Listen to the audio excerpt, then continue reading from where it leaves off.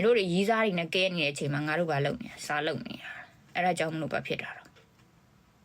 ငါတို့ food scholar 2 ထပ်ကွမ်းနေ3 ထပ်ကွမ်းနေရတာပေါ့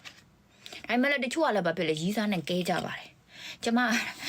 တို့က funny လေကျမတို့က funny သမားတွေနဲ့အလေလိုက်တဲ့သူတွေသိတယ်မလားတငယ်ချင်းတွေနဲ့ဟိုသွားဒီသွားကျမတို့ကတငယ်ချင်းတွေနဲ့ဆိုဟေးလာဟာလာနဲ့အလေလိုက်တဲ့အဖွဲပေါ့ကျမအလေလိုက်ရတာကိုကြိုက်တယ်အခုဆို Miss Grand နဲ့မှာကျမကြိုက်ဆုံးကဘယ်သူတော့ပြင်တဲ့ကျမတို့စတိုင်နဲ့တူလို့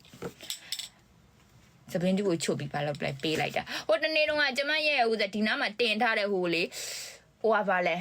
စိုက်ခင်းနေရဟာကိုလေအဲ့နဲ့အမောက်တဲ့ဗီဒီယိုရိုက်ပေးနေတဲ့သူကရီးနေတာလားသူတောက်လျှောက်ရီးနေတာ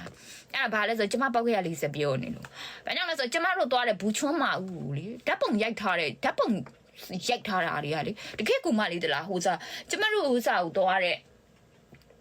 ဟန်တော့မဦးတကယ်အကြီးတွေလိုပဲရိုက်ထားပြီးတဲ့ကအိမ်တွေအများကြီးလို့နဲ့ရိုက်ထားတာပေါ့အိမ်တွေအများကြီးဆိုတော့လှတယ်ဟာလို့သွားကြရအောင်တော်တော်ကိုမှလှတာပါညာဟိုးလဲကြ4-5အိမ်ပဲရှိလို့ဟဲ့အဲ့ဒီ4-5အိမ်ပဲရှိတာလားငါတို့အိမ်တွေအများကြီးဒါဆိုငါတို့ဂျင်းထဲတာပေါ့ဆိုကျမတို့ဂျင်းထဲလို့ကျမတို့ကဘာဖြစ်လဲအမပြော